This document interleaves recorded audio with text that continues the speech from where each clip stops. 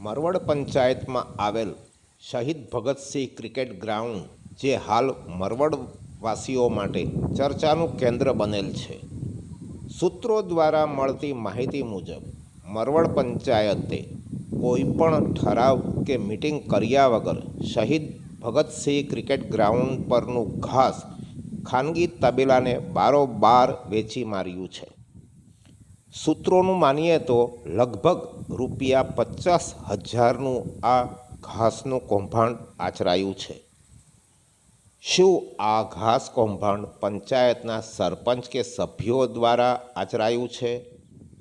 આવા પ્રશ્નો ગ્રામવાસીઓ એકબીજાને પૂછી રહ્યા છે.